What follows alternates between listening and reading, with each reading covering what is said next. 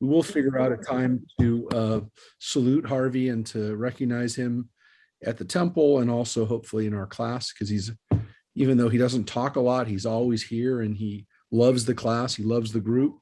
He's been coming for years, and he's just a wonderful mensch. And he will be sorely missed. He will be really missed. You have no idea how much stuff he did around the temple. I mean, he did things like cut the hedges, plant roses, help take out the garbage. I mean, just excuse me. Yeah, a lot I of will stuff. miss him deeply. And his wife Sharon has been working at the senior center for the last few years, and she's an important part of making sure the Meals on Wheels program gets out every day. So then she will be missed. Yeah. So actually, that's a good segue, because today we're reading about Abraham, and the theme of journeys is very much on our mind. It is it's a perfect segue to what we're going to talk about today. We meet Abraham and Sarah today, not just Abraham. We meet Abraham and Sarah. And where we left off last week was with the last part of the chapter of the portion of Noah. We were reading chapter 11. We read the stories of the first nations, if you will, how people split off from Noah. And this week we already go into Abraham. So I'm gonna pop this up. It's really interesting. It was intentional the way we did this class. These classes was so that you could see, obviously, the portions the chapters go by slower than the way they normally go by when we're reading the Torah portions, the weekly portions. But here's how weird it is. If we were reading the Torah portions by weeks, which we would have started again a few weeks ago, a month ago, at Simchat Torah, this Shabbat, we'd be reading Parshat Vayetze, which is about Jacob going on his journey. Last week, we were actually introduced to Jacob. So we would already be in about the sixth.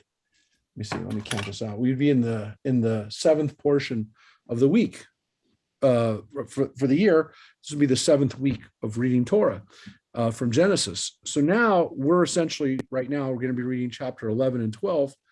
We are halfway to where we would have been if we'd been reading the portion. And again, to keep in mind that and I'm about to pop up on the screen what we're reading today. We read from chapter 11. We read the first verses, the story of the Tower of Babel, where we finished really talking about these nations. Chapter 10 and part of chapter 11. We actually now are going to begin with a genealogy right after the story of Babel, and in verse 10 we start with this genealogy. Now, what's interesting about this genealogy is technically this is part of the chapters, the Torah portion we read the second week of the year, or the second week of the Torah cycle year, right after Simchat Torah. We're still only in the first two chapters, the first two portions. And so we've read like the creation of the world, the first families, Adam and Eve and their children. We read about the flood, and we read all the way through to the first families of the first nations, and introduced now to the first Jewish family. That all happens in the first 2 weeks of the year when we're reading the portions. So that's a lot of information. It's a lot to consider. And normally we have to read through it fairly fast while we're doing it. And just to give you kind of a chronological framework, Abraham lives roughly around 2000, let's say 1800 or so BCE, based on the calculations of how much time passes. When we go back, as we know, 5780, so about 5,800 years on the calendar from when creation, Adam and Eve, be 5,800 years on the Jewish calendar, 5782 to be precise. So around 5,800 years.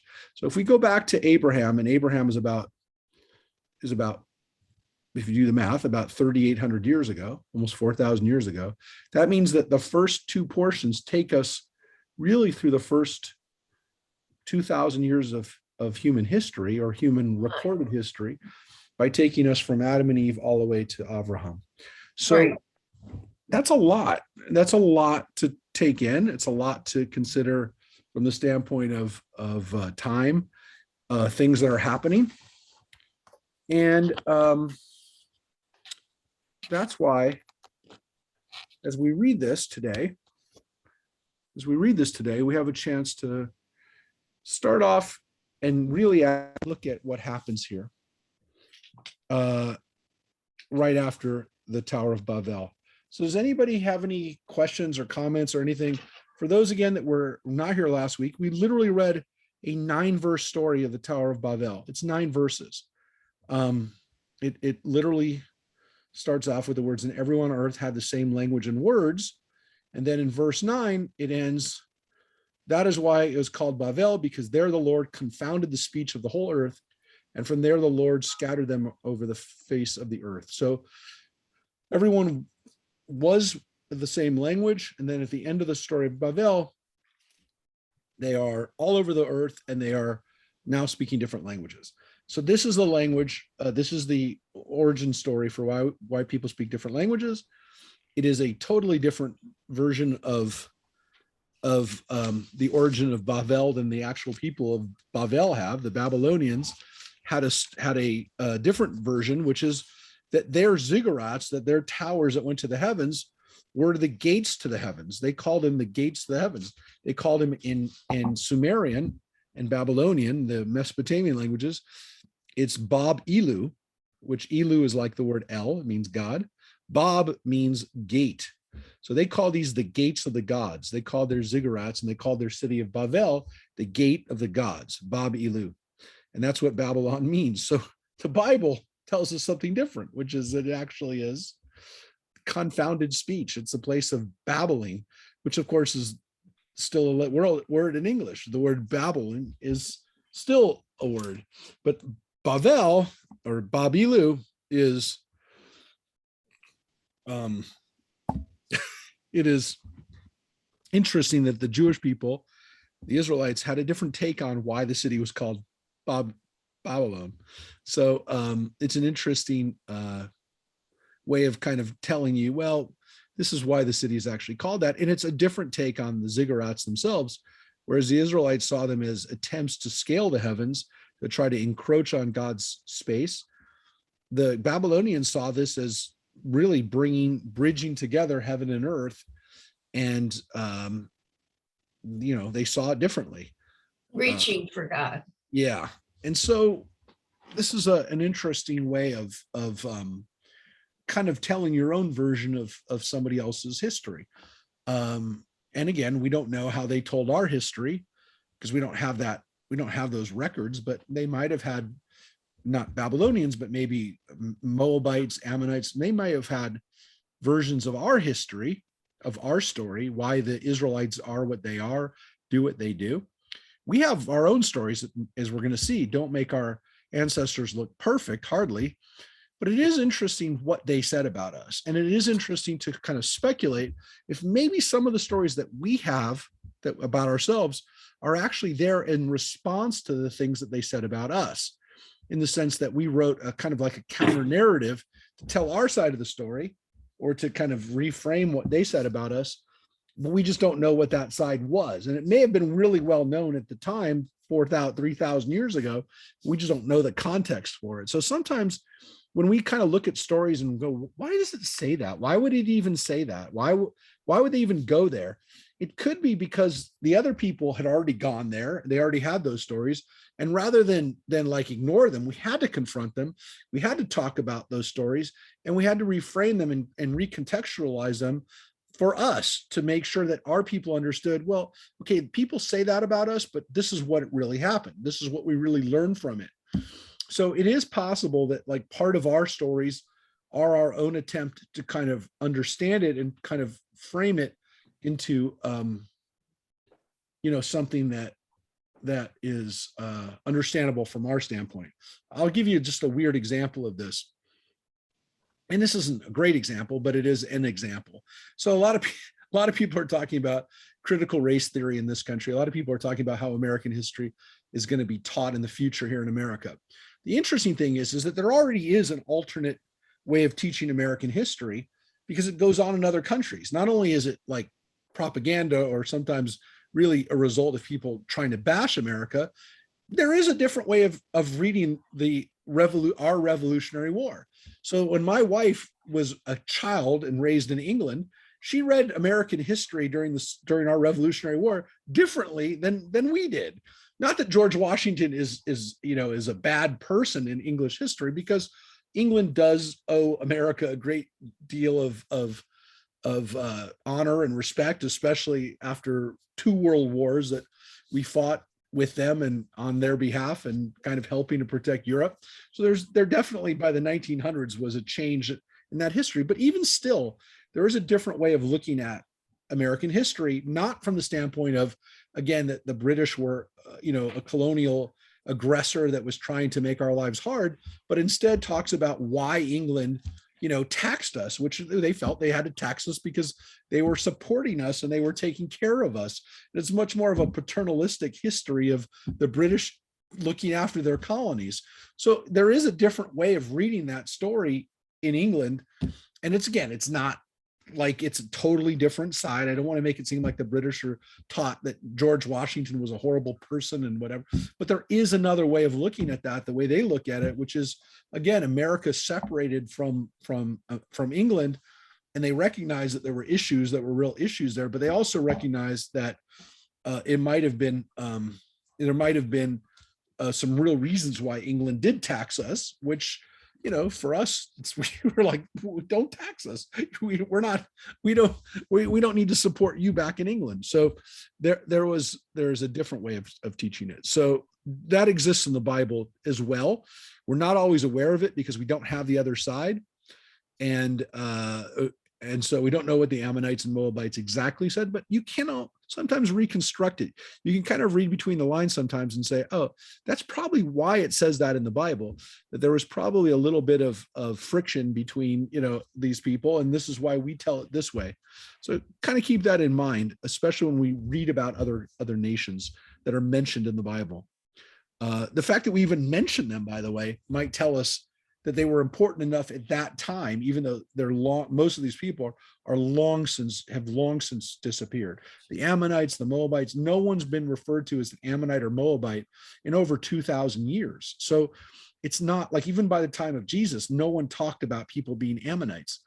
So again, there's also this issue that, like, it doesn't even mean anything anymore to some extent, because the people aren't even there. So that being said, and these Babylonians are much different than today's Babylonians, who are predominantly, obviously, Arabs who live in modern day Iraq. Babel is right underneath Baghdad. It's literally underneath Baghdad. So we're starting off there. That's where we left off. And that's where we're picking up the story. Maybe, because again, Babel is in that, it's Babylonia. That's the headquarters of Babylonia. It's in Mesopotamia. But let's take a look at what happens here. Interestingly, we're going to actually maybe get to a contradictory statement here in the Bible that we don't, again, we're only concerned with the way the Bible exists today, but sometimes we have to explain something when something is glaringly, obviously a problem. We're going to see one of those today in just a moment. So here's the genealogy. So right after the start of Babel, we probably have, again, this, it doesn't, I'm only telling you because I just said we're going to mention maybe the authorship, probably again back to this P author, the priestly author, who talks about lineages. Genealogy is concerned with how long people live. He's concerned with how big ark is. He's considered about he's into numbers and dates and quantifiable information. Some people say it's because he's a priest, and priests needed to know these kinds of things, numbers and counting and censuses and those kind of things. It also could be that some people are interested in that kind of stuff and other people aren't. You don't necessarily have to be a priest or not a priest to be more interested in numbers and dates. Other author doesn't focus on that stuff very much. Doesn't seem to really care how old people are. And let's read it. So this is the line of Shem. And we already learned about Shem, Ham, and Japhet last week. But now this author, or this part of the text, however you want to say it, is focusing just on Shem. And here it goes. Shem was 100 years old when he begot Arpachshad, 2 years after the flood. So 2 years later, he has his kid, Arpachshad. After the birth of Arpachshad, Shem lived 500 years and begot sons and daughters. So he had other children besides. So Shem had other children besides Arpachshad, but we're only considering one line. We're only considering one line of Shem. Arpachshad lived 35 years and he begot Shelah.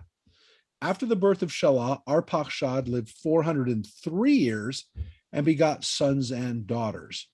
When Shelah lived 30 years, he begot Ever. So here we have Shem and Ever. And you can see, Shem lives about, he lives 600 years, not about, it says 600 years. Not as long as his father Noah. It's getting a little smaller, but still a very, very long time. Arpachshad is 35 years. If you're saying, well, he's 100 years old, why is he 100 years old? Well, he was on the ark during the flood. Maybe, again, they didn't have kids before the flood. Whatever. I mean, the point is that if you're saying to yourself, well, are these 600 years like today's years? Are they ancient years? The next guy, Arpachshad, lives 35 years and then has his kid. That's like a normal, maybe it's older to have kids, but it's not 100 years. And so it's hard to say, well, 100 years equals 30 years or 20 years. That doesn't really make sense because Arpachshad lives 35 years. And then he has his son, Shelah. And then again, when we get to Eber, we see these two guys, Shem and Eber, who are considered to be the important ancestors of Avraham. Semites are all the people in the Middle East, ancient Near East, that are kind of like from those countries that are today Jewish, Arab countries, all the way up to Iran. Shem is the ancestor, and the way we get the word Semite from Shem, any of the descendants of Shem. Ever, this is the word Ever, is the root for the word Hebrew. So Ever is literally the ancestor, if you will, of the Hebrews. So you have Semites and then you have Hebrews that are now mentioned here as ancestors. You're getting, Semites would be a broader term. Hebrews would then be a more narrow term. And the word Shem comes from the root for name. Ever means those who've crossed over. The word to lavor means to come over, to pass over. And so, some people said, well, the Hebrews were a migratory people. They moved from where they were, maybe. But Ever is the ancestor from where we get the word Hebrew. So Ever lives, and he has a kid at 30. So again, we're getting to like normal lengths of time before you have kids. After the birth of Ever, Shelah lived 403 years and begot sons and, sorry, that's Shelah's age, 403 plus 30, so 433 when he dies, begot sons and daughters. Ever lived 34 years and begot Peleg. And after the birth of Peleg, Ever lived 430 years. Okay. And he begot sons and daughters. When Peleg had lived 30 years, he begot Reu. And Reu, after the birth of Reu, Peleg lived 209 years and begot sons and daughters. So now he really comes down in age. He goes down. Peleg goes down to 240 years, 239 years. And then it says, and Reu lived 32 years and he begot Serug. After the birth of Serug, Reu lived 207 years and he begot sons and daughters. So he also lives 239 years. So these last two guys, Reu and Peleg, both live the same age. A little different breakup, 30 plus 209 and then 32 plus 207, but roughly the same. And then Serug lived 30 years and he begot Nahor. After the birth of Nahor, Serug lived 200 years and he begot sons and daughters. When Nahor had lived 29 years, he begot Terach. After the birth of Terach, Nahor lived 119 years and begot sons and daughters. Now, Terach is the important guy because he is the father of Abraham. One second.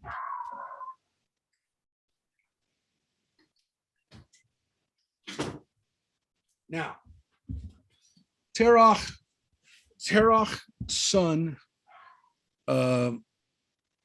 Terach is the son of Nahor. And then Terach lives 7 years and he begot Abraham, Nahor, and Hurran. So you can see that Terach had a father named Nahor and he has a son named Nahor. So there's two Nahors.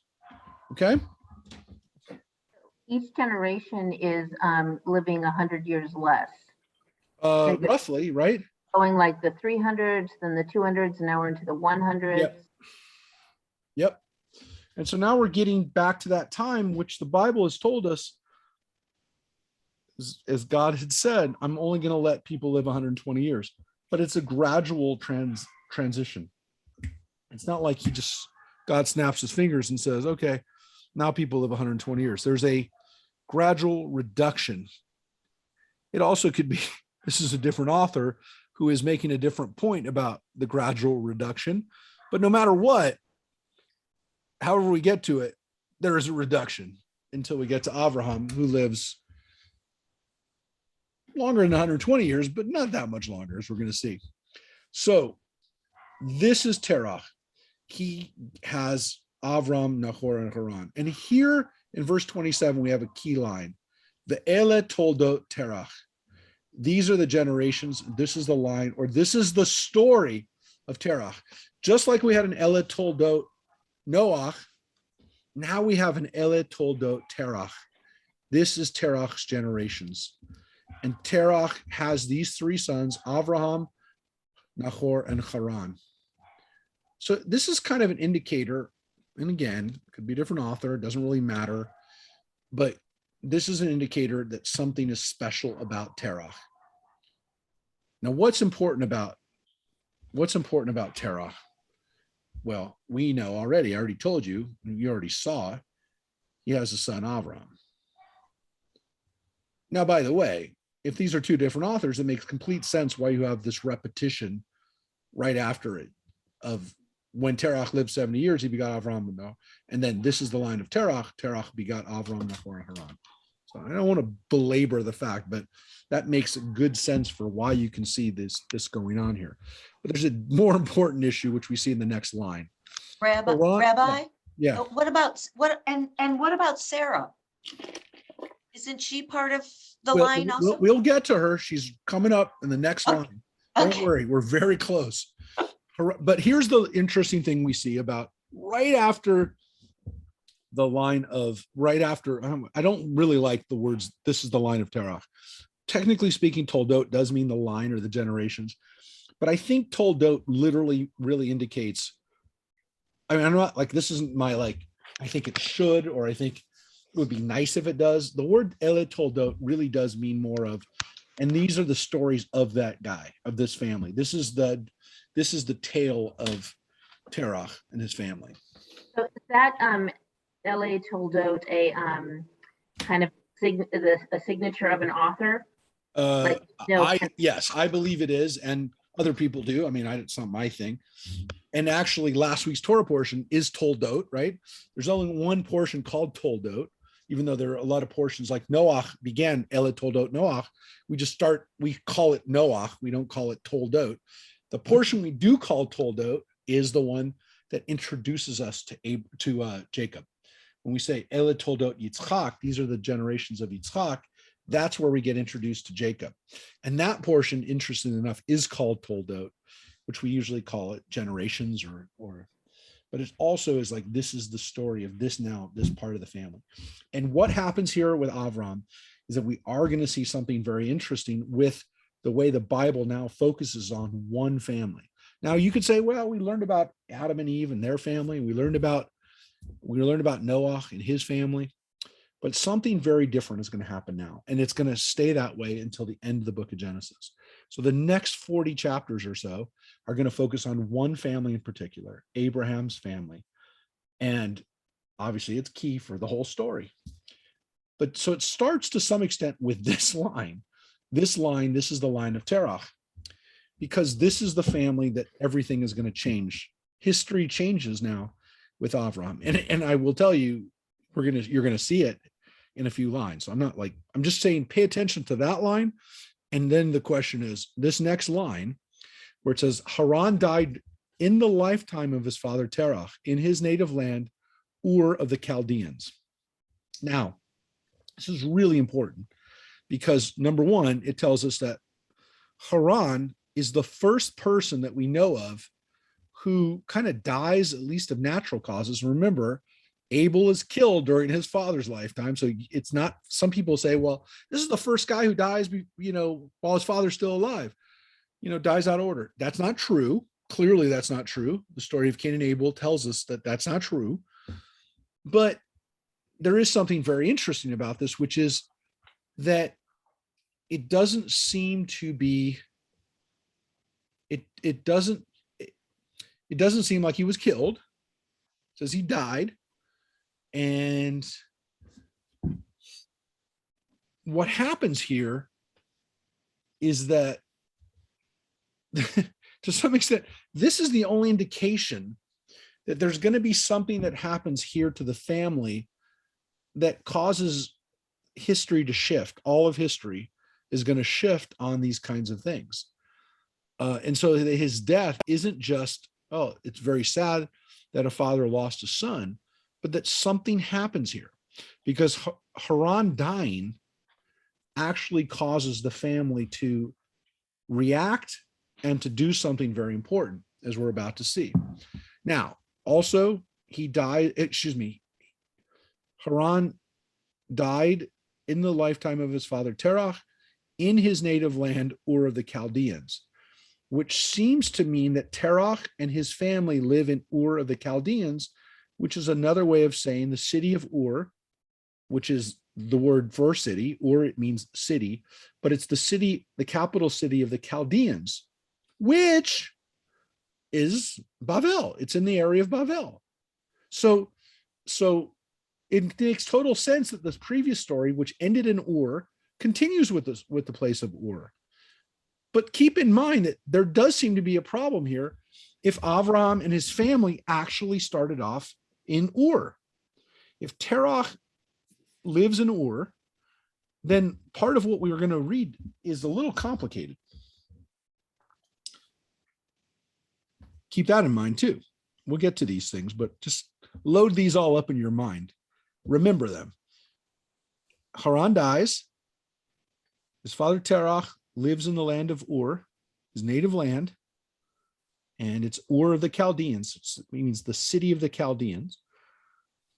And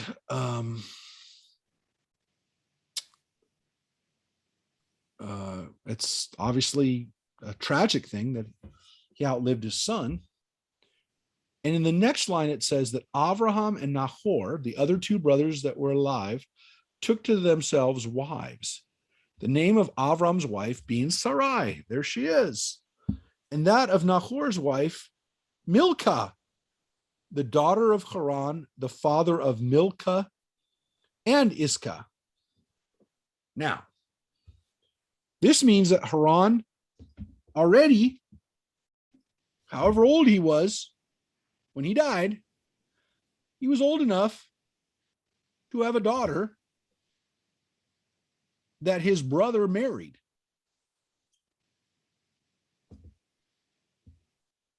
Okay, so if Hurran marries if Nahor marries Milcah and Sarai is also married around that time to Avram, that they must have been considerably younger than their brother Hurran, or at least they weren't married before that, but that somehow that death causes the family to move and start to do things that they hadn't done yet. At least in the case of Avram and Nahor, it's getting married.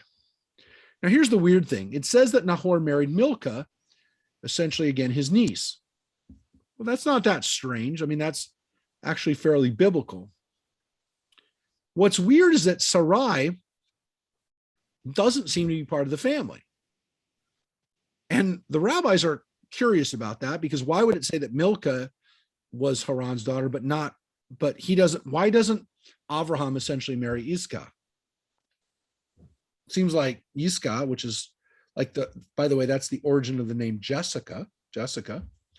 If there's a Yiscah, why does Avraham not marry her? So the rabbis actually say he did. Yiscah is actually another name for Sarai. Okay, maybe that's the way the rabbis will oftentimes rationalize, or kind of, we talked about it yesterday, they'll kind of explain things by saying this person had more than one name, which, so we talked about Yitro yesterday, Jethro being called Reuel in one place, and then yesterday, as we read in the book of Judges, that he's called Hobab. So there are either different names, or different traditions had different names for people. But right here, we have Iscah mentioned here. And so some people say that Iscah is none other than Sarai. The reason why this is important is because if this is the case, that Iscah is actually Sarai, then later on in the portion that we're maybe the next chapter, part of the Bible we may read today, maybe not, we're not in a rush.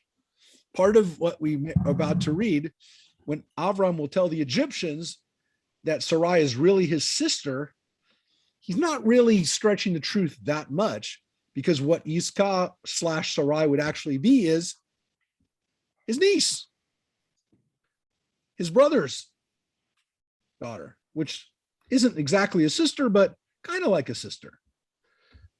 It's a possibility, not one, again, that you might want to think about or consider, but just know that that's what the rabbis did. They did offer that up as a possibility, because it answers two questions. Who's Yiscah? Why is she mentioned? Why doesn't Avram marry her? And second of all, why does Avram later say she's my sister, not my wife? So he didn't really lie. It's like better to have incest than a lie. Yeah, but remember, it's not really incest from the standpoint of it is a legal marriage from Jewish perspective. As a matter of fact, this is why we talk about Mordechai legally being able to marry, and maybe should have married Esther, being his niece. This is a legal, not prohibited marriage from Jewish standpoint. Is it? It's just a protection kind of thing. Probably.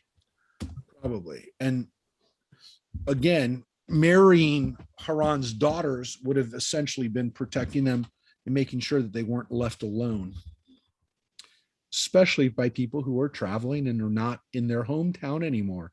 Though again, if they're from Ur, remember, we've talked about this before, it means that Avram's family, Terach and his children, including Avraham, Nahor, and Haran, all were raised in the city before they decided to go out to the country.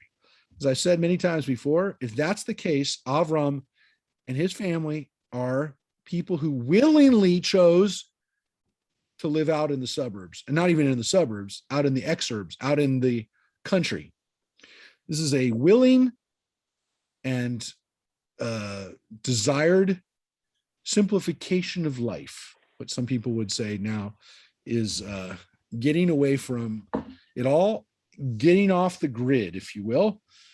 Other people would say it's an ancient version of Green Acres.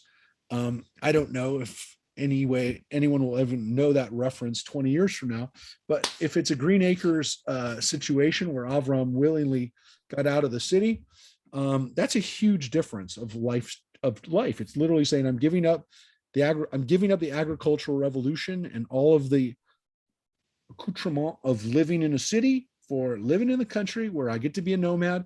I get to pasture my flocks and I don't have to think about it. It's a possibility. It's at least one version of the story. Now, what do we know about Sarai? Not a whole lot. Again, her name will be changed to Sarah. It's the same lady for sure. We'll read, not today, but we'll get to where her name gets changed.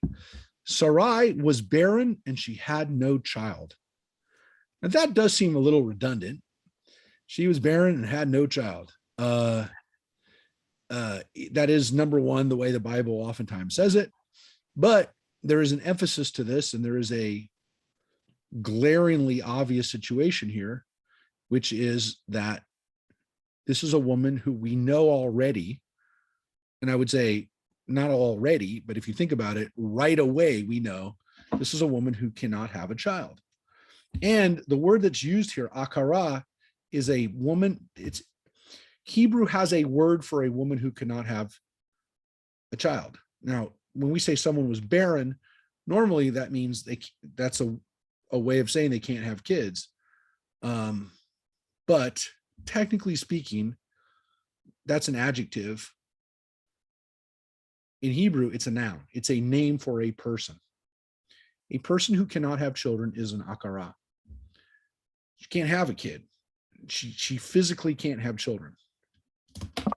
So it's not like she wasn't married or she didn't want to have kids. She couldn't have kids. She's an akara. She is literally a barren woman, meaning not able to have children, which is why later on when she does, it's a miracle. But also that she had no child is important because as we learn later on, she tries to have a child with Hagar.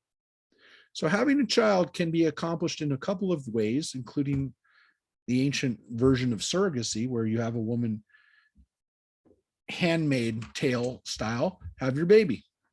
Now, it's weird that we have to explain it as Handmaid's Tale because everybody used to know that that's what the Bible describes rather than a show that now has become very popular from a book by Margaret Atwood. But the reality is that that is another way. And even more important, what does it say right here? Terach took his son Avram, his grandson Lot, the son of Hurran, and his daughter-in-law Sarai, the wife of his son Avram, and they set out together from Ur of the Chaldeans for the land of Canaan. But when they had come as far as Hurran, they settled there. The days of Terach came to 205 years, and Terach died in Hurran. So this is a key line, maybe one of the most important lines that we read in Genesis, honestly, which is that Terach moved from Ur for the land of Canaan. Now, everybody forgets this line. Everybody forgets this line. Or they willingly don't teach this line, or they willingly, again, they are ignoring it because they don't want to deal with it, which is that Abraham, at least according to this version of the story, completes a journey that his father set out on that he did not do in his lifetime. Why was Terach going there? Why did he stop in a place called Hurran? Did he name it Hurran after his dead son? Was it already called Hurran? There is a place called Hurran in modern day Syria on the way from Ur, from Mesopotamia to Israel. As you walk along the Fertile Crescent, as you walk through the Tigris and Euphrates, along those rivers, you get to a city of Hurran, which is, again, still a city, still a place you can go to. According to the Bible, it's named, or at least connected to, Terach's son Hurran, otherwise known as Avram's brother, otherwise known as the father of Lot, otherwise known as the father of Milcah and Iscah. This Hurran is important. There's a huge city that's named after him, a city that still exists to this day. Hurran still is a place. And this is a place name etiology, a story explaining the origin of this place, Hurran. But it's connected to this brother that died during his father's lifetime and was the place that Terach couldn't get past. Now, there's a whole lot of psychological stuff to unwrap there, which is, why did he stop? Why couldn't he have made it? The Torah portion of Noah ends with those words. It began with the story of Noah, and it ended here just now. Now, fortunately, we're going to read the next verses, but if you ended it there, there's something, and of course, the Christian editors ended the chapter there. It's a natural place to end because what we read in chapter 12. But there's something in the middle here that if you just end it here, you almost lose what just happened. The transition that happens here is almost lost, because if you start the next week and start over with Avram, you forget to some extent what you just read. And it's almost lost in the ending of that book. It's almost like if you were doing a book or the end of a movie, it's obviously important that the book ended there, but it's not the climax. The climax of the story was maybe in the last few pages, the story of Babel, the story of the Tower of Babel, maybe the story of Abraham, of being introduced to Avram, but not the fact that Hurran dies. His father either names a city after him or gets to a city named after his son and says, I can't go any further. I am not going to do this. And we don't even know that he's called to do it. We're about to read that Avram is most definitely called to go to the land of Canaan, but we don't know why Terach stopped. We don't know. Was there any time in which Haran was considered part of the land of Canaan? No. It is a part of the land of Syria, of Aram, that was out of our sphere. It was not it was not supposed to be part of the land of Israel. It was a known city, a major city in the ancient world. It was a big city during the entire time that the Bible would have been composed. Anytime during the time the Bible was composed, that city of Haran was already a big city. I will tell you, the population of the city. Well,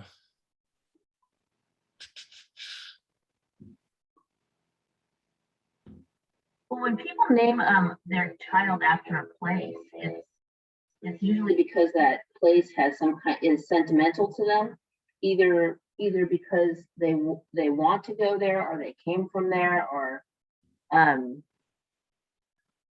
so maybe it was something that a place he always wanted to go to, or maybe somewhere in his line people came from there too. It could I don't know. I just think if somebody was naming a kid Israel, what that would mean to them. Yep.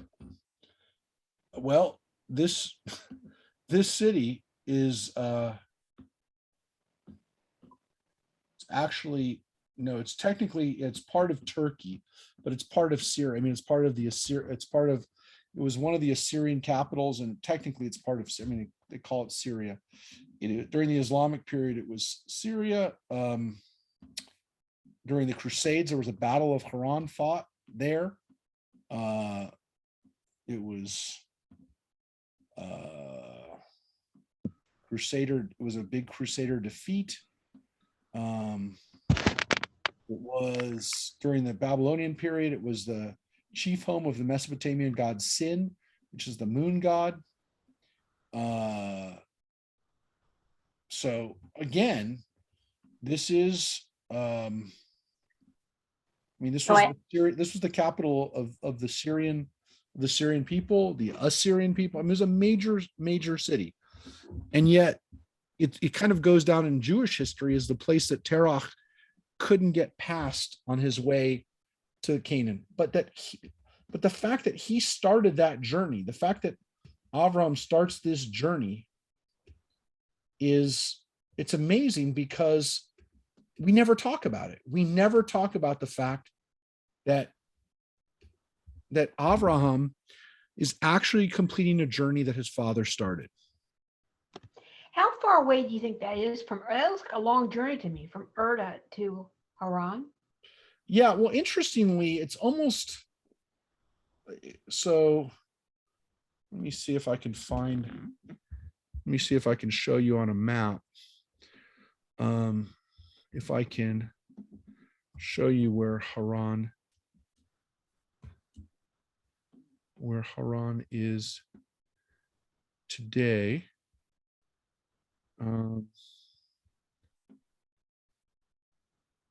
So I'm going to put it right here, about right here. Let me share this map. So I kind of pinned where Hurran is today. It's actually, hold on a second. I think I'm a little bit higher up than where I put it. Here it is.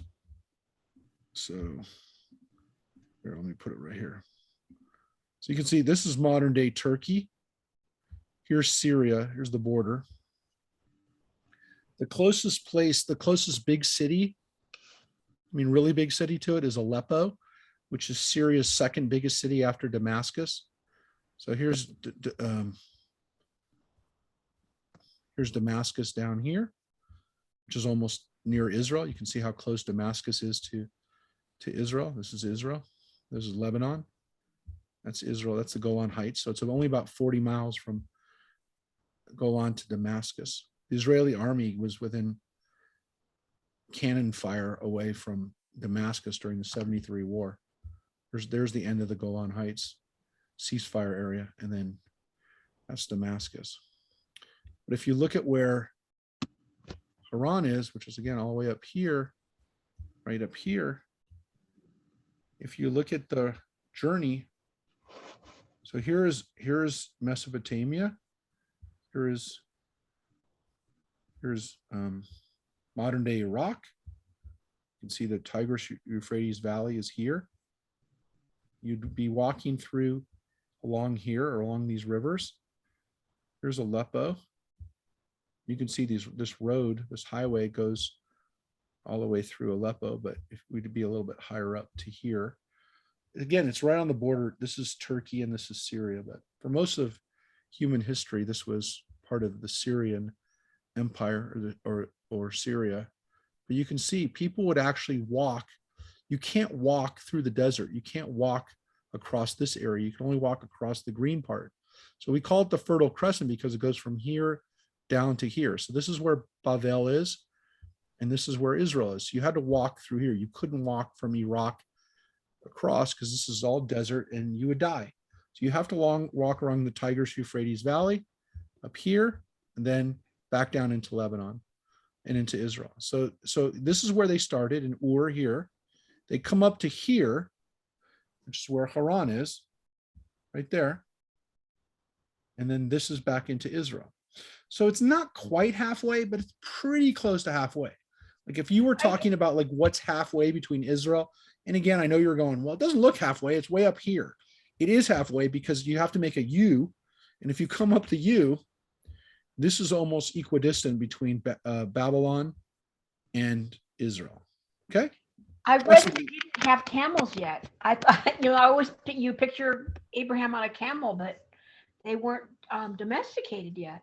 Well, yeah. So there's a real question of, again, that's an argument of when we can date Abraham is around this time they were starting to, a little later is when they started domesticating camels. But if they didn't have camels and they had horses, they did have domesticated horses.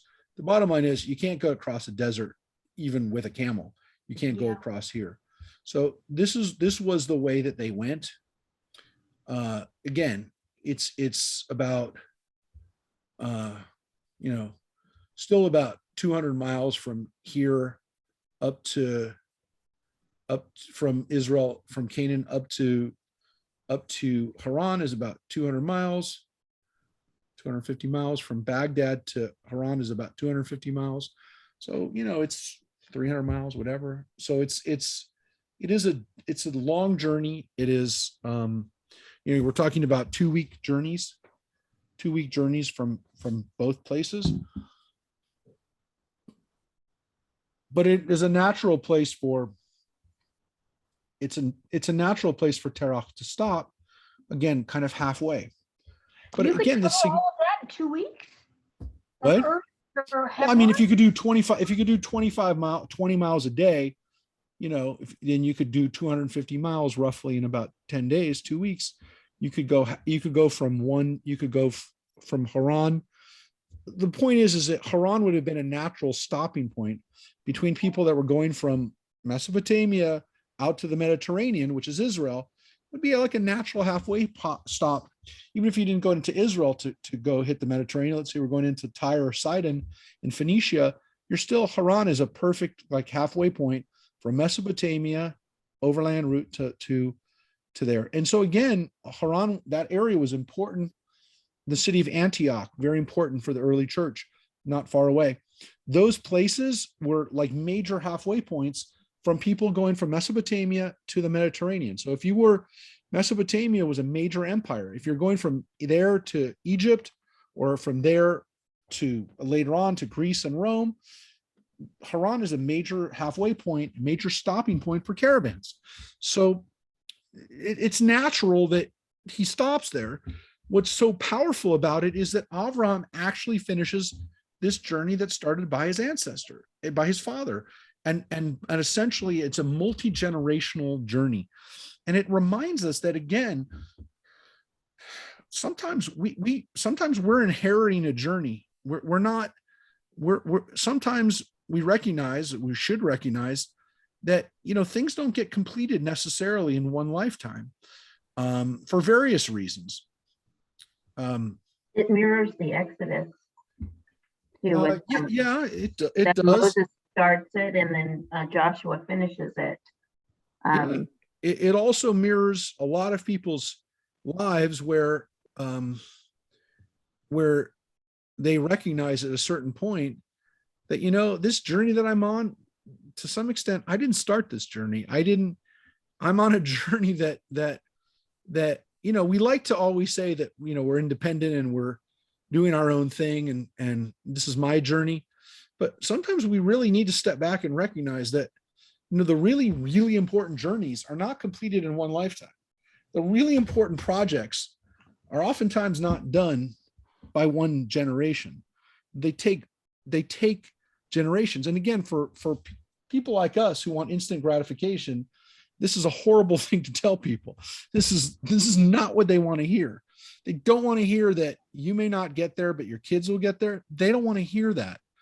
But the reality is the Bible actually teaches us in many places, and maybe here more than anything, this place more than anything, that even this great journey that Avraham is on is not one that he started. And whether this is one author and the other author doesn't have it, I don't know. I will say it is very possible that this is just two different stories. I mean, not very possible. It's very probable this is two different stories, but it doesn't matter because at least in one story, in one version of the story, because it's here, the journey was started by Terach and was there in this place, Hurran, that this stoppage happened. That either, again, this was because Terach couldn't go any further. The loss of his son just prohibited and didn't allow him to finish this journey. Whatever it was, something happens in this place, and it's called Hurran, and it's connected to Hurran, and there is this powerful recognition that this was a halfway point for us. Does the name Hurran mean anything? Yeah. So the question of what it means and who it's connected to, this by itself is an interesting meaning, because some of the names are sometimes changed because because God changes the names of the meaning. Jacob will be renamed Israel, or Avraham is, as we're going to see, is is renamed the father of many nations. The question of Hurran, does it mean what, does it mean, possibly does it mean parched, meaning like what happens when you're really thirsty or the land is really thirsty? Is it connected to that? It's possible. It also could mean it's connected somehow to a word for mountain. Look, I will tell you that it is, in the Bible, Hurran becomes synonymous with this son that dies before his father in a way that changes up one family's dynamic, and that this loss ends up changing the family history and to some extent human history. I mean, I want to say that it's possible that the loss of his son hit Terach so hard that he couldn't go any further. All of these are possibilities. All I know is that when we discussed this once in a bibliodrama with the founder of bibliodrama, a guy named Peter Pitzel, a doctor of psychiatry from back east, he kind of invented using the Bible as a psychodrama text to work off of. And a lot of people are doing it now. He did this with me in a group of rabbis. And I'm telling you that these three lines of text, studying this with a group of people who were all rabbis and who all had read the text, some of them had never really thought about this text, but when they read this, we had such amazing stories that came out. I mean, people were crying. They were so affected reading the story because people told their own family stories about journeys that weren't, completed. One rabbi told a story of how his father left Europe and then went to England. I'll never forget the story. And that, he wanted to go to Israel, but he couldn't bring himself to make that final commitment to go to Israel to make Aliyah. This was like in the 1930s and 40s. And he couldn't do it. And then the son ended up moving to Israel. He ended up finishing his father's journey. I mean, people were, I'm not telling the story right now, and I could never tell it the way he did, but people were bawling when we heard that story. I mean, like you couldn't just little tear up. I mean, people were weeping as he's telling the story about how his family, left Europe and didn't make that final journey, fled Nazi Germany. And then, it's just an amazing story that came out as someone's reading this one text. These few lines that we thought, what is this? This is a genealogy text. This is a list of who begot who. And I don't think anyone realized, I never realized the power of this story that Avraham, again, these last few lines of Noach, that in a way you realize are, to some extent, at least for the text, for our Bible, and again, for Jewish history, maybe human history, are just as important as the flood. Because how would history have been different if Avraham doesn't finish this journey? How fascinating that it starts with this, that Noah has this great flood and it ends in a place called parched. Yeah. Like at least if that's the possibility of what happens. Yep. And we are in the middle of the desert. And again, Hurran doesn't seem to be a parched place, but maybe if you go a few miles outside of it, you're parched. I mean, maybe people came there parched. But it just seems like a bookend to like starting without the water, having the great flood, and then ending in a dry land. Yep. Now here's the problem. The next line, chapter 12. Lech lecha, the Lord said to Avraham, go forth from your native land, from your father's house to the land that I will show you. Now that line by itself, we know it so well. We know the Debbie Friedman song, Lech Lach. We know that. The phrase Lech lecha can almost never be, yeah, you're laughing, Gil, because we listened to Deborah's song yesterday. Yeah. But Lech lecha is the most famous, probably her most famous song besides Misha Berach, is Lech Lach.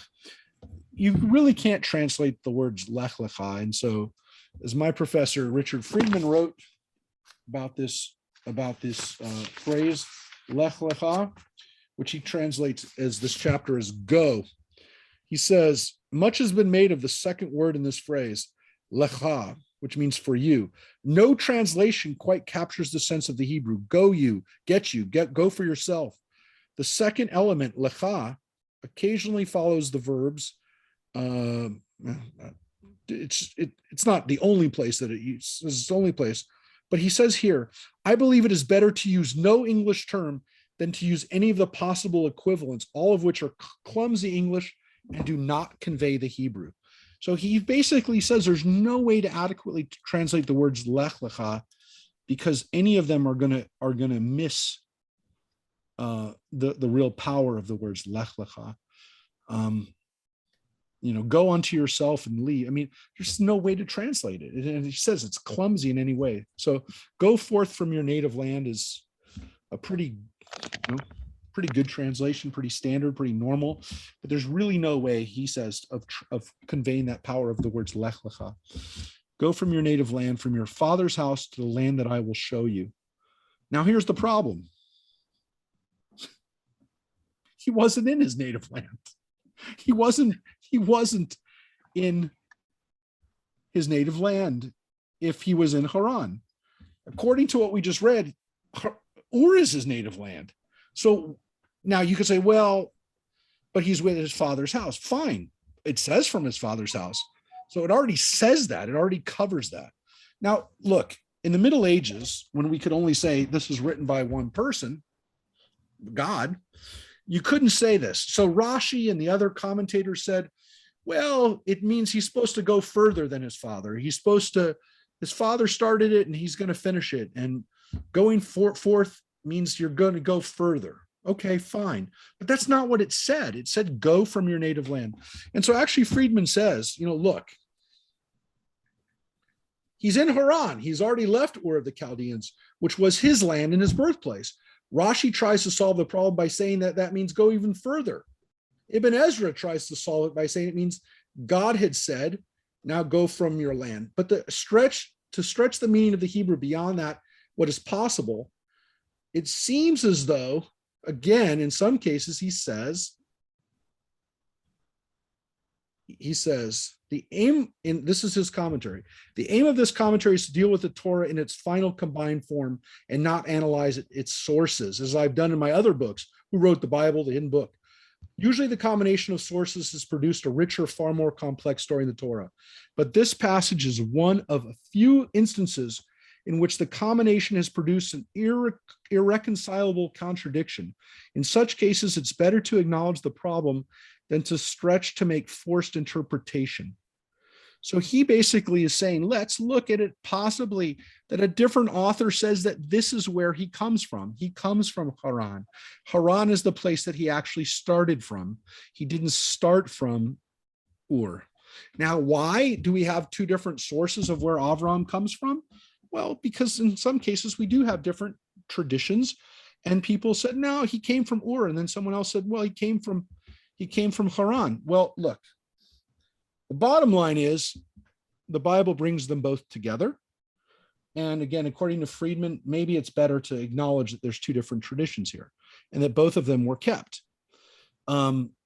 Whatever the case is, Avram is told to go, but that's not all. And now let's read what it says. I will make of you a great nation and I will bless you. I will make your name great and you shall be a blessing. And that, of course, is all part of the Debbie Friedman song. I will bless those who bless you and curse him that curses you. And all the families of the earth shall bless themselves by you. And that's the full part. She doesn't have that part in the song. And that verse 3 is actually the one that Christians actually are the most concerned with, because oftentimes I'll get Christians who come up to me and quote the words, Genesis chapter 12, verse 3. And I know exactly what they're saying. You now know exactly what they're saying. They will say, I will bless you. I'm going to bless you because God actually says, I will bless those that bless the Jewish people. And so when people talk about why do people say, I bless the Jewish people, it's because they want a blessing too. They want a blessing too. Now, folks, I have to go very quickly. I'll be right back. I want to leave you to discuss this. I never do this, but I have to take care of something real quick. I'll be right back in 2 seconds, okay? But I have a dog that's going nuts. So I'll be right back. He's eating something. So I'll be back in 2 seconds. But please communicate and talk.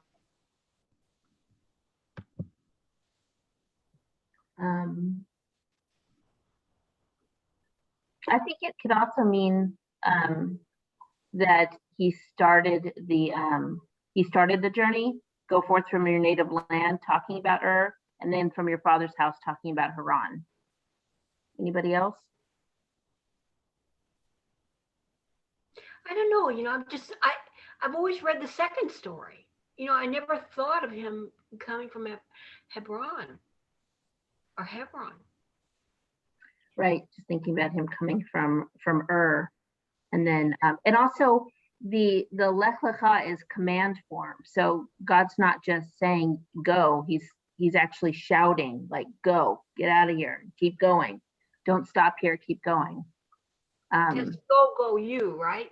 Right, because it's Lech Lecha is like the same verb twice, and so that's like emphasis, and that's like an exclamation part and mark in the Bible. So it's like saying it like a shout, really. It's a command. We were saying that on Tuesday that in the Bible we repeat things.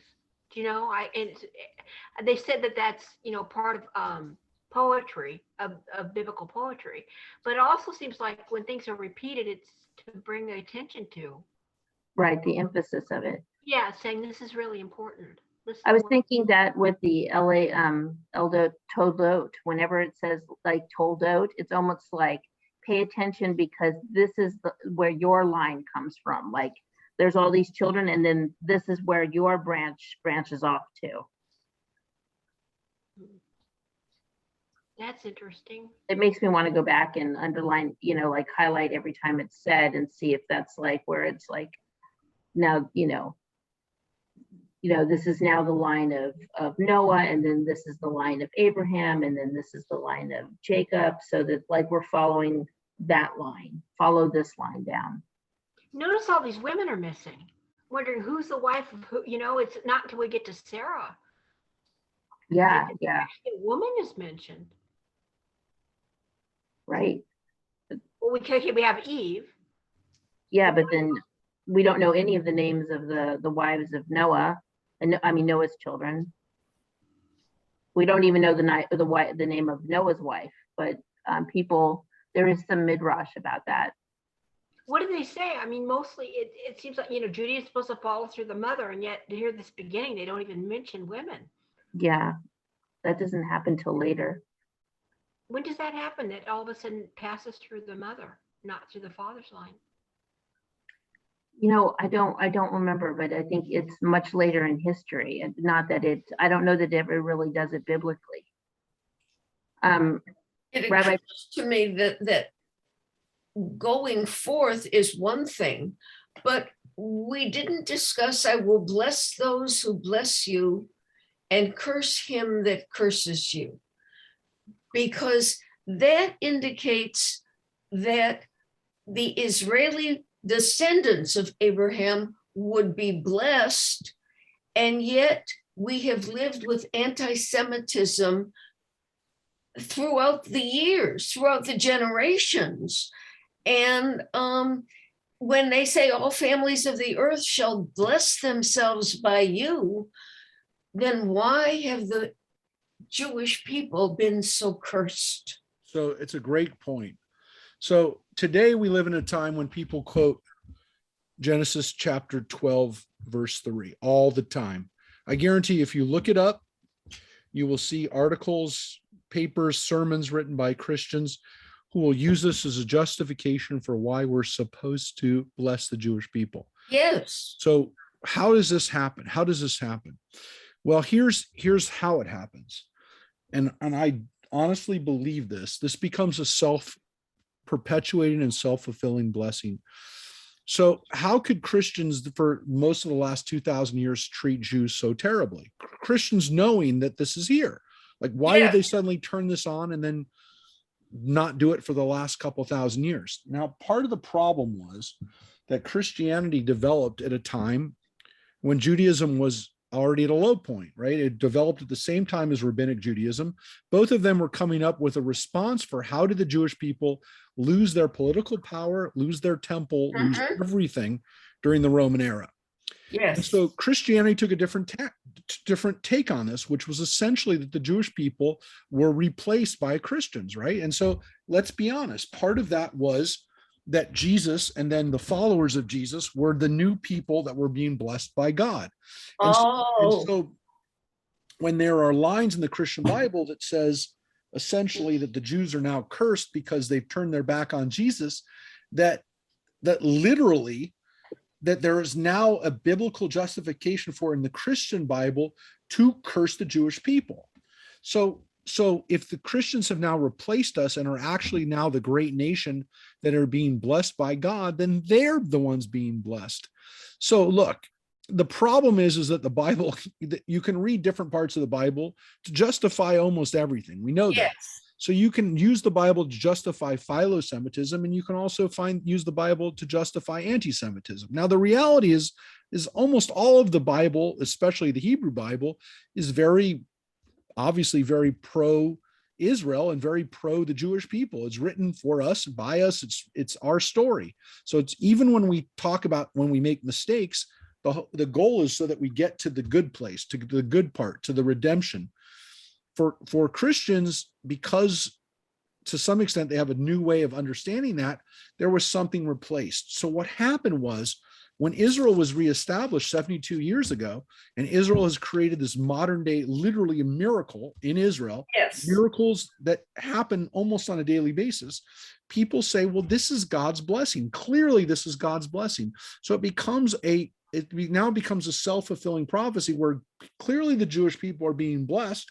So we better get on the bandwagon here. We better get here on the blessing because clearly they're being blessed. And so what it does is it generates more and more power. And so when Christians now turn to this part of the Bible, instead of the other parts of the Christian, really only in the Christian Bible where essentially they're cursed, then they literally say, okay, we're getting on the bandwagon. We're going to be blessed. We're going to bless the Jewish people. We're going to do stuff for Israel so that we can be blessed. And over again, we have Christians who will come to us and say, I bless you, the Jewish people, I bless you. And they're doing it because they know and they believe in their hearts that if they bless the Jewish people, then they will be a blessing. And so it becomes, again, this self-perpetuating, a self-fulfilling prophecy.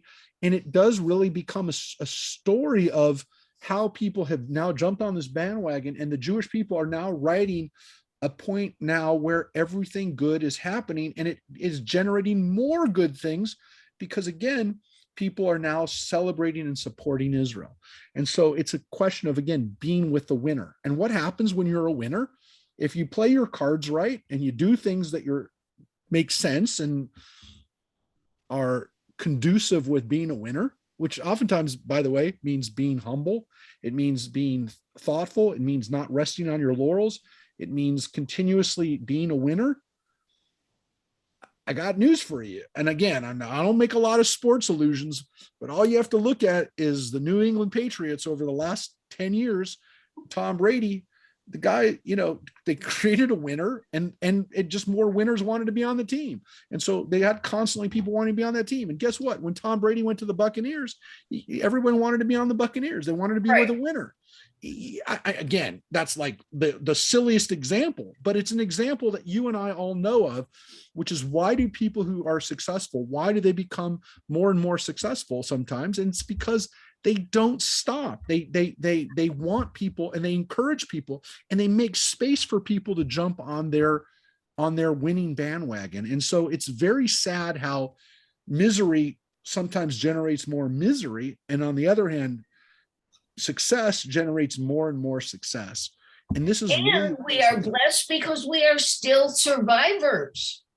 Well, that's another point too. So the Holocaust proved that the Jewish people cannot be destroyed. And on the contrary, then the establishment of Israel right afterwards says, look at what happens if we really do get to fulfill our mission in the world. And so this is why the Jewish people are now writing that. Now, the problem is if bad things happen to Israel, well, the misery beget more misery and beget more misery.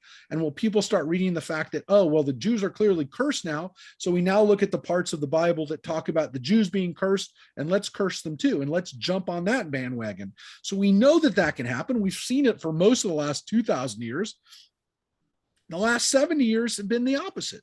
So let's hope that that continues for as long as possible. Let's also be aware that that could change. And Yes. unfortunately, it could change exponentially, in the sense that if things get bad for Jews in Israel, or let's say, God forbid, Israel gets destroyed, don't think that that won't have an effect on Jews in America and It will. possibly make our lives very, very bad. And so again, that's not a reason. I'm not scaring people. I'm not saying this so that, you know, like I'm being fantastic about it. I'm telling you, that's what history has taught us. If it's taught us nothing the last 2,000 years, it's that people will find any reason to be anti-Semitic, any reason. Right. And sometimes the very reason to be anti-Semitic is because it seems like you're losers. And so this is or the opposite, that you're winners and we're jealous of you. That happens. I'd like to bring you down. You get it both ways. No question that happens, right? Joyce, it definitely happens. Right. But when you look at the sheer numbers of people in this country who continue to love Israel, yes, it is because of this line. It is because Christians of all denominations, I'm talking about Mormons, I'm talking about Black churches, I'm talking about white churches, I'm talking about every kind of church you can imagine around the world that is a Bible-based church, reads this line of 12:3, and they raise billions of dollars for Israel on this line. And when people write out a check to Israel, and I listen, I'm telling you, I interact with these people. I get a call once a week from someone who's watching JLTV who says, I want to bless the Jewish people. I want to send money to Israel. How do I give my money to Israel? I'm telling you, I get these calls from random people across our country, from every background. And look, I can see where they're calling from. I can talk to them. I know that these are different people from different ethnicities, from places that, like, there's not a Jew living anywhere near these people, but they want to give money to Israel. Right. And they know that they feel honestly they want to be blessed. So I will tell you that this line, this setup for what we just read today, this is beautiful. We are living in this time of this. Now, again, Debbie Friedman, for various reasons, didn't want to consciously did not include these parts of this, because look, this last part, the verse 3, the third verse, is a little problematic for people who are uncomfortable, number one, with this concept that the Jewish people have a special mission in the world, and also the contrary to the other part, which is, again, that those who curse us are going to be cursed. Now, people who are, I want to be very careful how I say this right now. People who are naive about how bad people can be sometimes will not want to talk about that curse part, because they don't want to talk about anything bad. But that exists, and the Bible tells us that, and it should be a cautionary tale for those who will curse us, because the people who've cursed us have in turn been cursed and have been destroyed. There is not one group of people that has not at some point eventually met their downfall when they have cursed us. So look, I know it's not nice to talk about our enemies, and it's not nice to wish ill for anybody, but I will tell you that the Bible tells us that will happen to the people who curse us. Now, again, it ends on the positive, which is all the families on the earth shall be blessed by you. But think about how key that line is too. It's not a throwaway line. The other parts are great. Blessing, curses, we get it. We know that in the Bible. It means something. It means something very important. Blessings and curses are really important, because those are extra things that God gives us that we hope we get, and we hope we don't get the other. But all the families of the earth shall be blessed by you. This is the key line, because whatever chosenness means to you, in the Bible, there's this sense that we have that what we've read up until this point, God has chosen another mode, because what happened was he created Adam and Eve and it didn't work. People couldn't get their act together, and he caused a flood to destroy almost everybody. And then he had Noah. He said, Noah, I'm going to get you and your family in the ark. We're going to start over with you guys. And he starts over with them. And as we saw in the story of the Tower of Babel, and as we see as we get to this part right here, people aren't so good either. The Noah family didn't do so good either. I started over with a guy I thought was okay. Family turned out, at least Ham and his family, they're really messed up. We already read that last week. We talked about it a lot. But whatever it is, however we got to Noah and his family, they didn't do it either. And so what happens here is Abraham and his family now is going to do something that changes the world. And all the families of the earth are going to be blessed by you.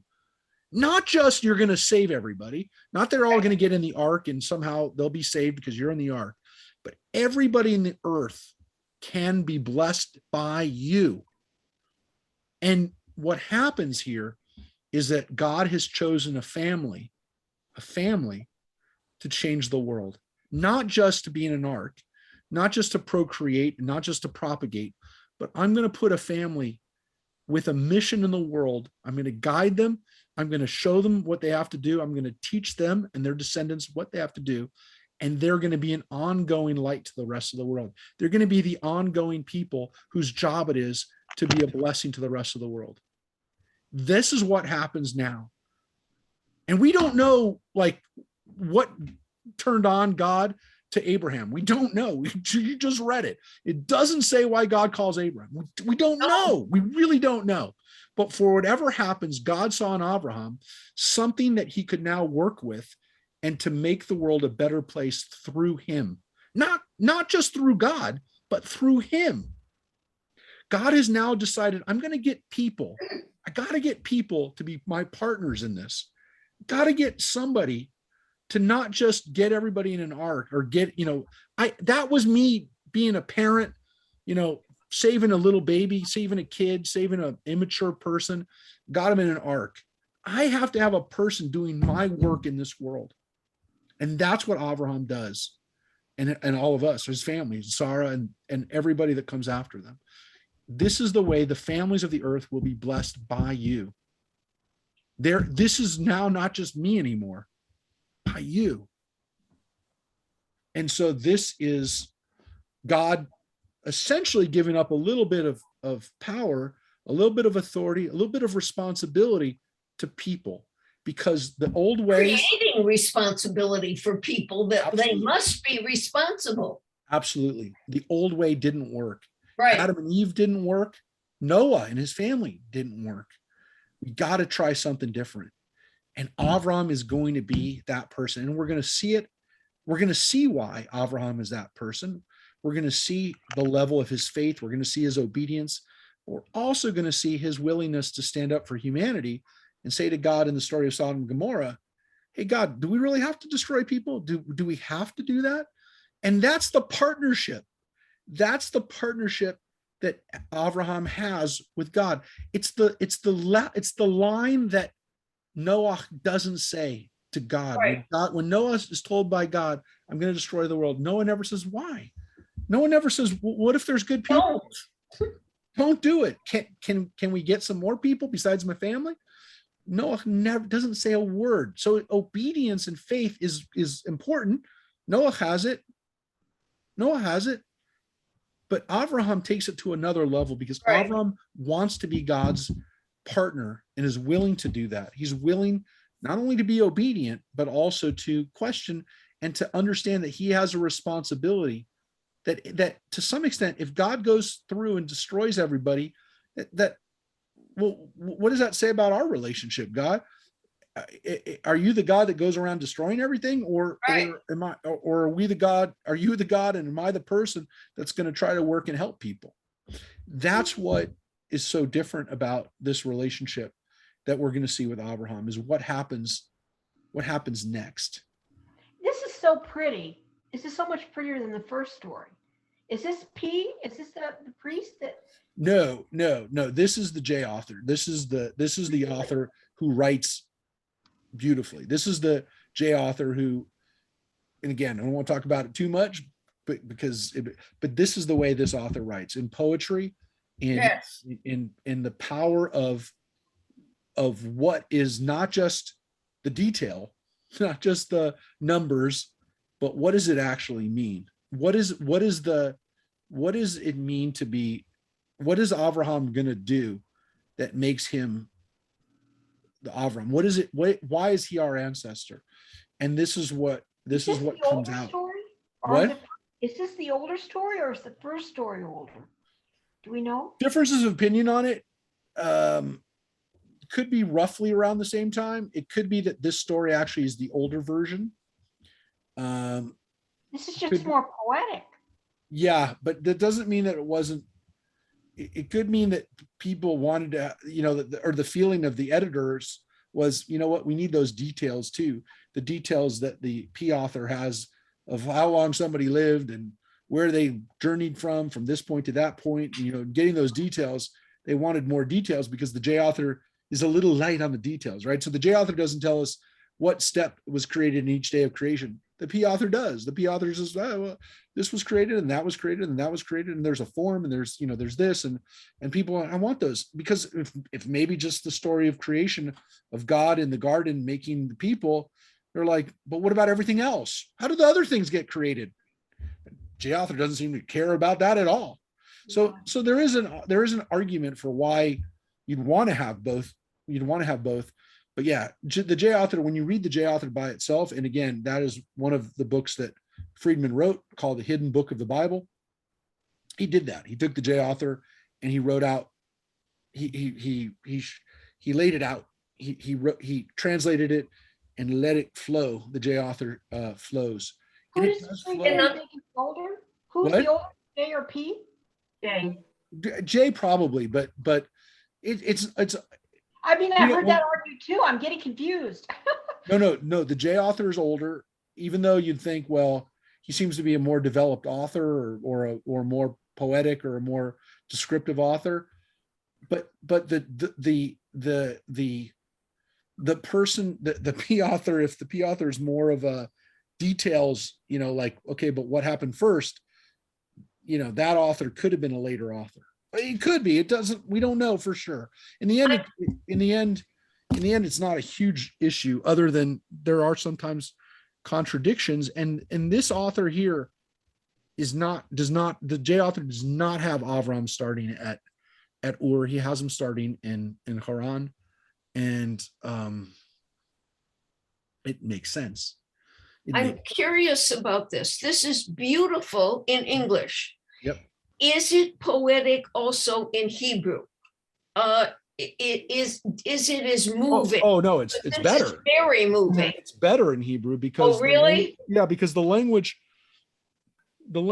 in Hebrew has different possibilities and can be read in some cases in different ways depending on your point of view. So the language actually is, once it's translated, it's fixed.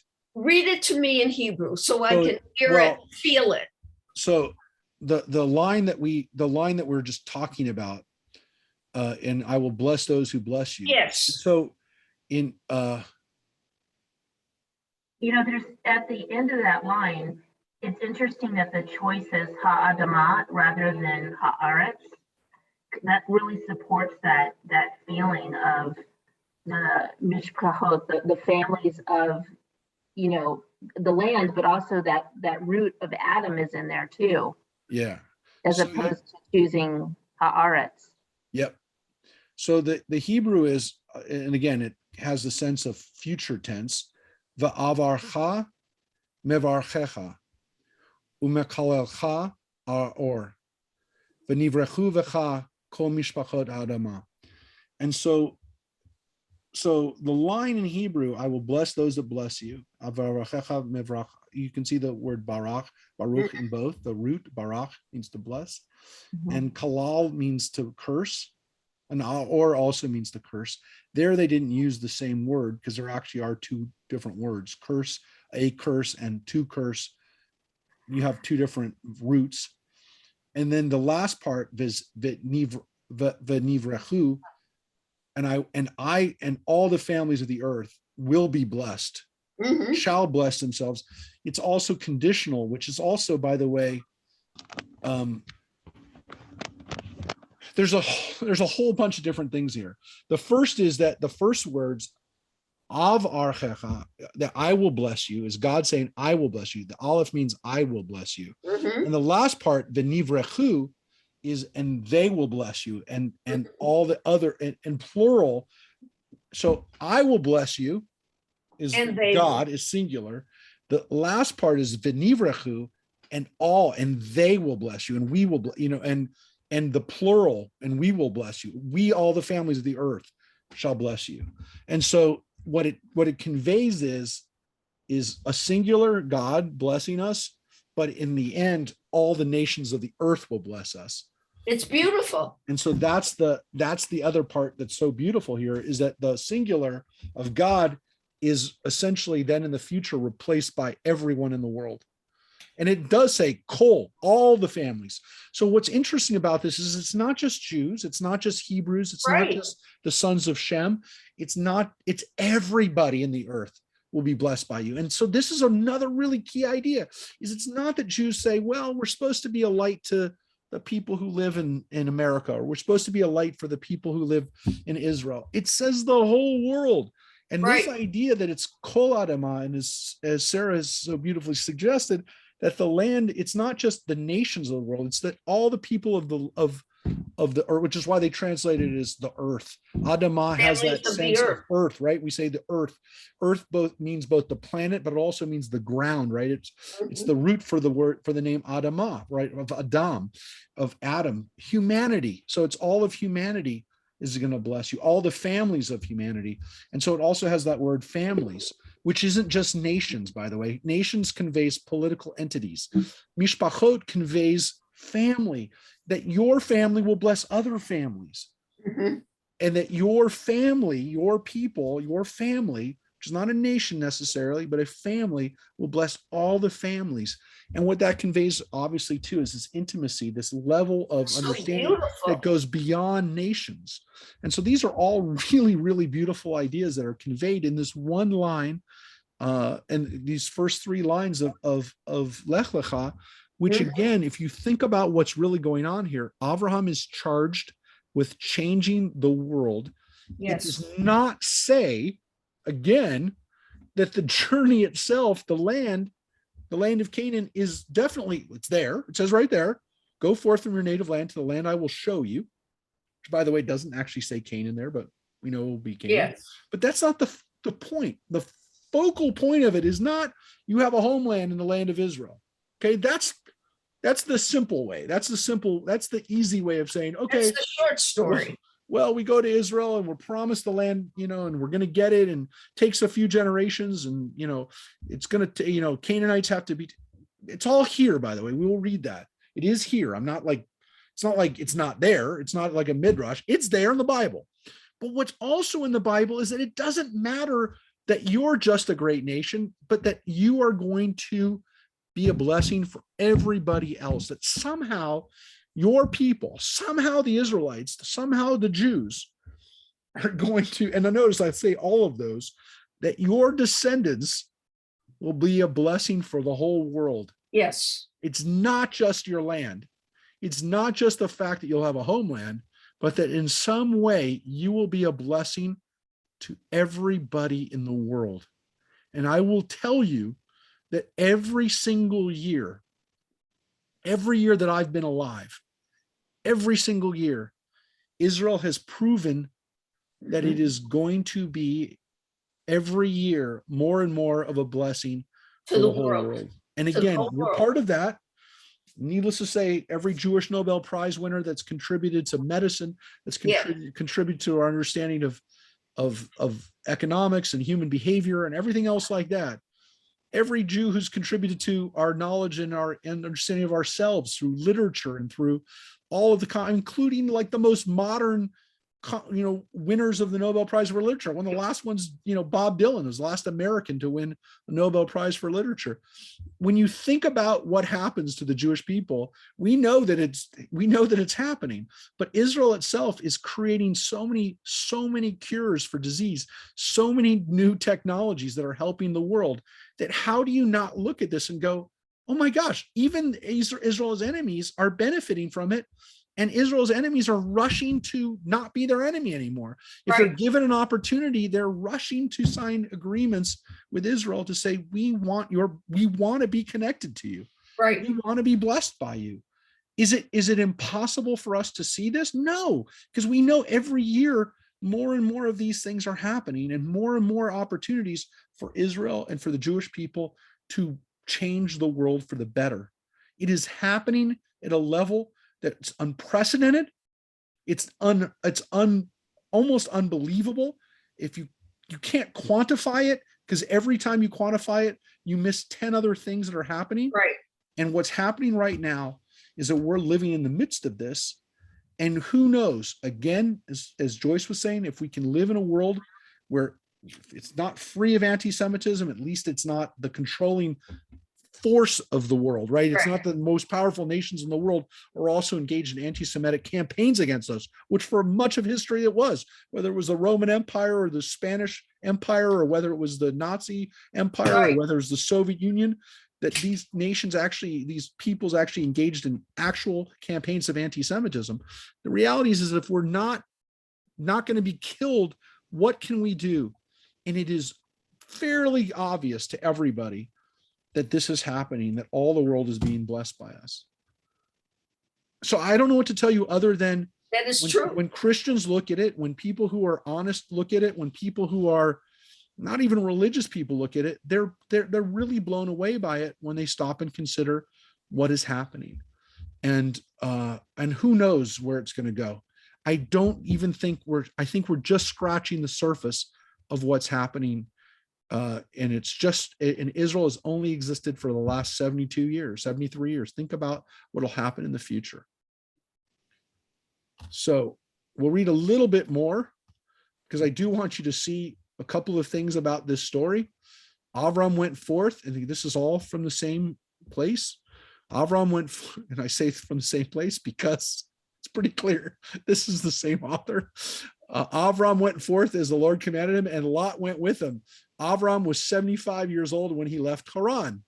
So if he's not in Hurran here when he says go forth from your native land, so some people say, well, it doesn't say Hurran here. It does so right here. He's in Hurran.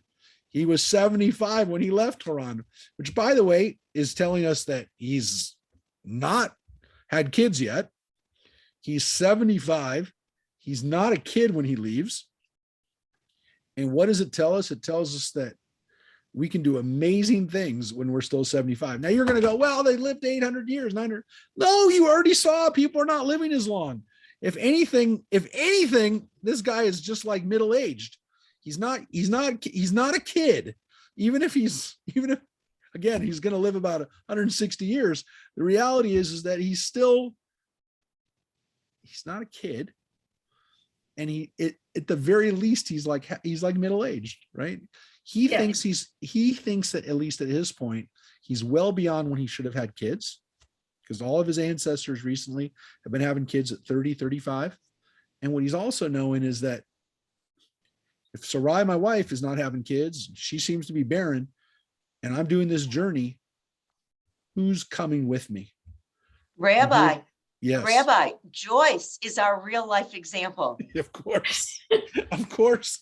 We do not know in our own temple. I know. I don't know what's going to happen if God willing, she gets another 75, 100 years. Who knows what she's going to do? You can never tell. Because she just started a very successful group at our temple. And it's amazing. We had more people this week than we had at any time. Growing. So that's I for love real. You, Joyce. Thank you. And I feel it. That is a perfect line because we're gonna finish with these next two lines, because this is a perfect time for us to wrap up. So who did he take with him? Avram took his wife Sarai and his brother's son Lot. So he takes his nephew, and it says, and all the wealth that they had amassed, which means that they were successful in Hurran. They were not poor. And the persons that they had acquired in Hurran, and they set out for Canaan. I'll just read the next two lines and then we'll stop. When they arrived in the land of Canaan, Avram passed through the land as far as the site of Shechem and the terebinth of Moreh. The Canaanites were then in the land. Now, there's a couple of really important things here. There's a couple of real important things in these two lines. Yeah, we'll pause here. But I mean, let's explain those though. So it says Avram took Sarai and his nephew, who at this point seems to be like his son, because remember his father Hurran is dead. Lot is essentially kind of like his son. It's his nephew, but he's kind of raising him. And it says they had wealth, and it says the persons that they had acquired in Hurran. And they set out for Canaan. Okay, so okay, that all makes sense. But what are these people that they acquired in Hurran? Where are these people? Now, the simple answer is these are slaves. They had slaves. They had male and female slaves that they acquired in Hurran that went with their wealth. The rabbis actually don't like that answer. Not because they didn't think that Avram had slaves. We know that Hagar is one of his slaves, and it's not like we know that he had slaves. It's not an issue. But they don't like that's what it actually means, because the word acquired on the face of it means that they bought these people. But the Bible doesn't say that. The Hebrew that it says they asher rakshu, al kol ha-rechusham asher rakshu, all the things that they had amassed, all the wealth. Rechush means kind of like your treasure, all the treasure that they got together. But the Hebrew here is ve'et ha-nefesh asher asu b'charan, and all the souls. Doesn't say people. It could be translated as nefesh could be people, but nefesh means a little bit more than that. Nefesh means like a person, a soul.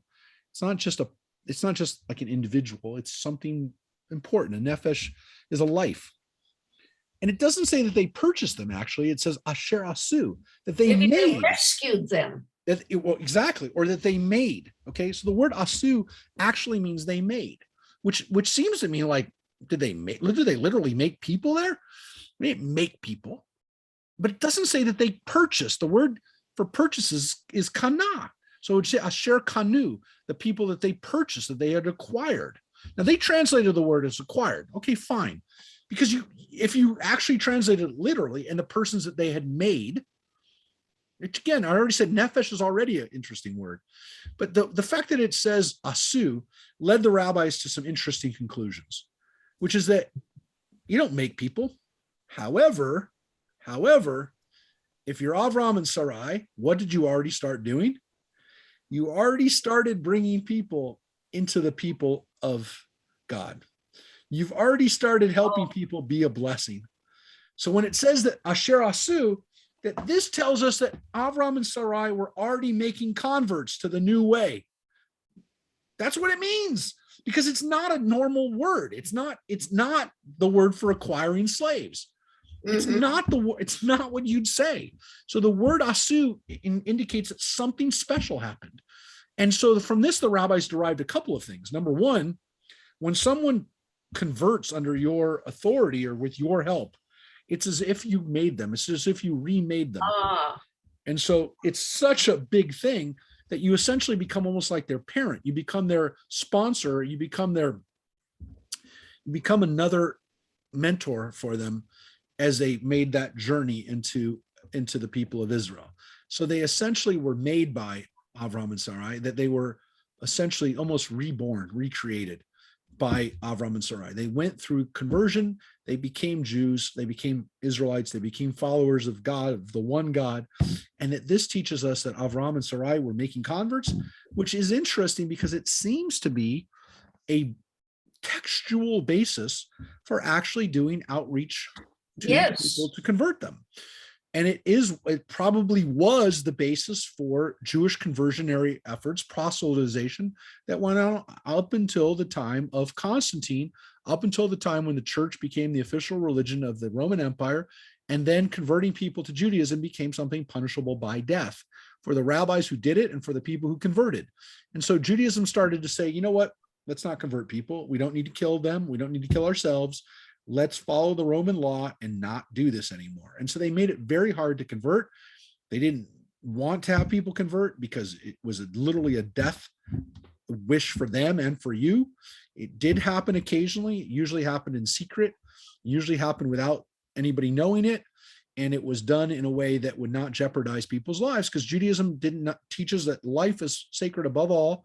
It is not worth having someone convert if they're going to die. Now, that's different than other religions. It's definitely different from religions that teach if you get killed and you're not of the right religion, you're going to go to hell. Judaism never taught that. So couldn't teach it that it's worth having someone die, because when you had early Christianity, people were getting killed by the Romans for converting. They Right. willingly did it. It was a sign of martyrdom. Judaism did not have that teaching and did not allow that to happen. That being said, there was clearly a time when Jews did convert other people to Judaism, and they did it up through the early times of Jesus. And Jesus's followers probably piled on to Jewish conversionary efforts that were already going on in the Roman Empire, so that early Christian proselytizers like Paul probably traveled along the same routes and with the same kind of activities that Jewish missionaries were doing at the time. Now, Right. again, that whole concept of Jewish missionaries is blowing our minds, right? But the reality is the Christian Bible itself, the book, the Acts of the Apostles, talks about Jewish missionaries that are going out converting people to Judaism. So it's not like, did they do it? We know they did it. The Romans talked about us doing it. We know Jews were out proselytizing during that period of time, during the Roman era. They had to stop. And so this proof text was probably the line that the early rabbis, because this is the time when rabbinic Judaism was just in its infancy, but early Jewish proselytization probably used this text as the main basis for doing Jewish conversion activity. The people that Avram and Sarai made. And what's interesting is it says that they did, and it does say they, which means that Sarai was working with her husband in bringing these people into Judaism and into the belief in God. So what's so cool about it is that they're working as a team, that they are working as a team. And that's another thing that Joyce always did. This is something that, again, Lee and Joyce did for a long time, working as a team. And the fact is that when you help people realize their best potential, then we're really helping them become like new people. And understand that, again, this is 100% what, Judaism is always taught. And when we talk about what could happen in the future, look, I don't know where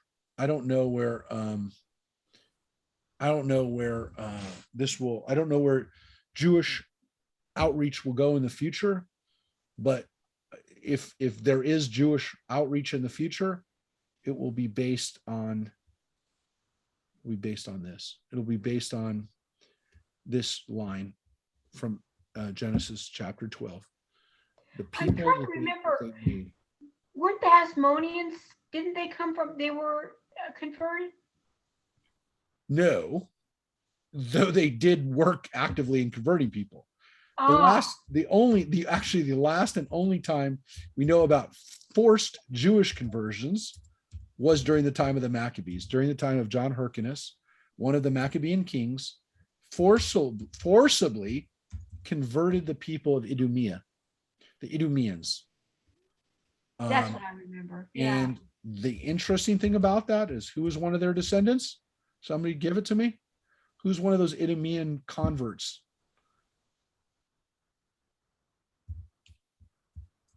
King Herod's father. Oh, Antipater. really? That's right. Yep. Yeah.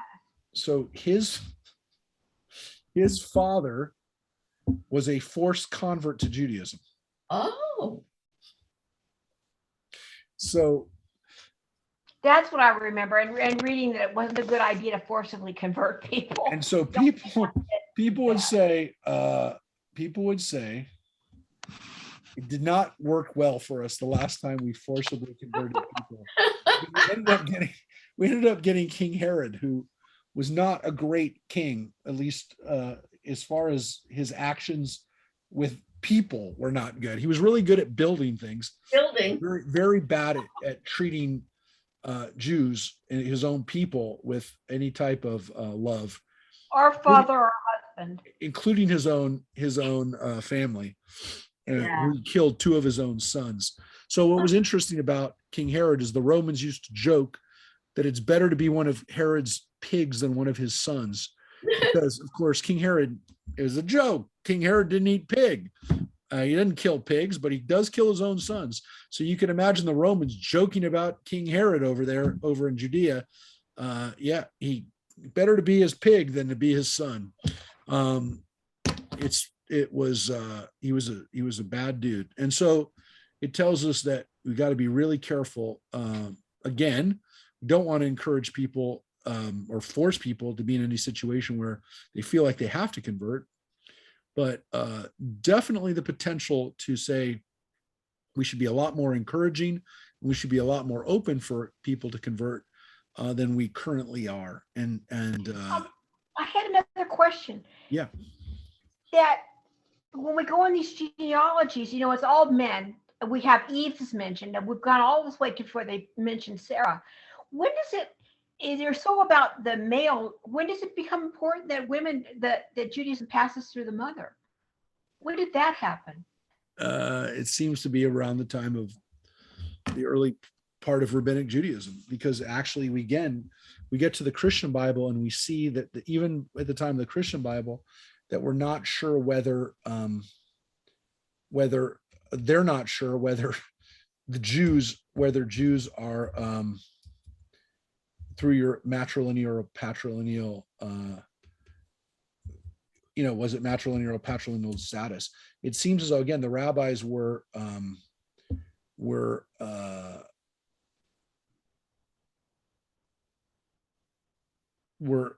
moving away from patrilineal descent, but up until this time, it is only patrilineal descent.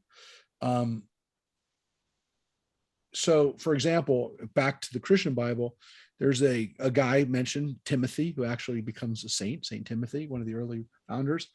He has a Gentile father and a Jewish mother. There is a question in the Christian Bible whether he's a Gentile, and there's a question whether he's a Gentile or a Jew, because only his mother is Jewish. So, and again, can we rely on the Christian source? Yeah, because it was probably written by a Jew, but it shows us that it was not yet